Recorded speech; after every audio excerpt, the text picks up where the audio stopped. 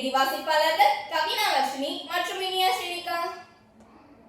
27, 28 மற்றும் 31/7/2026 அன்று நமது பள்ளியில் 10, 11 மற்றும் 12ஆம் வகுப்பு மாணவர்களுக்கான பெற்றோர் ஆசிரியர்கள் கலந்தாய்வு கூட்டமானது நடைபெற்றது. அதில் நமது பள்ளியின் ஆலோசகர் உயர் திரு முனைவர் என் ராஜேந்திரன் ஐயா அவர்களும், பள்ளியின் முதல்வர் அம்மா அவர்களும், ஆசிரியர்களும் கலந்து கொண்டு மாணவர்களின் நலனுக்காக பெற்றோர்களிடம் கலந்துரையாடினர். ஜூலை 31 வெள்ளிக்கிழமை அன்று நம் பள்ளியில் நடைபெற்ற 11ஆம் வகுப்பிற்கான பெற்றோர் ஆசிரியர் கலந்தாய்வு கூட்டத்தில் நமது பள்ளியின் தாளாளர் உயர் திரு முனைவர் எஸ் ராஜன் ஐயா அவர்களும், பொருளாளர் எஸ் ராஜராஜன் ஐயா அவர்களும், செயலாளர் உயர் திரு சிங்காரவேலு ஐயா அவர்களும், பள்ளியின் முதல்வர் அம்மா அவர்களும் கலந்து கொண்டு மாணவர்களின் நலனுக்காக பெற்றோர்களிடம் கலந்துரையாடினர். அதன் பிறகு மாணவர்களின் முதல் அலகு தேர்வு மற்றும் சுழற்சி தேர்வுக்கான தரவரிசை பட்டியல் பெற்றோர்களிடம் காண்பிக்கப்பட்டு அவர்களின் நலனுக்காக ஒவ்வொரு பாட ஆசிரியரும் மாணவர்களின் செயல்பாடுகளை பெற்றோர்களிடம் தெளிவாக விளக்கினர்.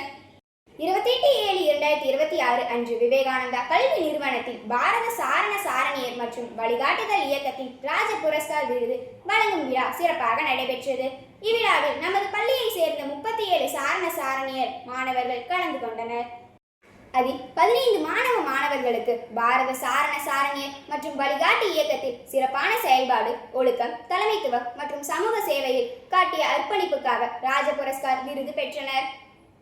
இந்த விருதுகளை நாமக்கல் மாவட்ட காவல் கண்காணிப்பாளர் எஸ்பி, முதன்மை கல்வி அலுவலர் சிஇஓ, மாவட்ட கல்வி அலுவலர் டிஇஓ மற்றும் பாரத சாரண சாரணியர் வழிகாட்டிகள் மாவட்ட செயலாளர் ஆகியோர் கலந்து கொண்டு மாணவர்களுக்கு விருதுகளை வழங்கி பாராட்டினர்.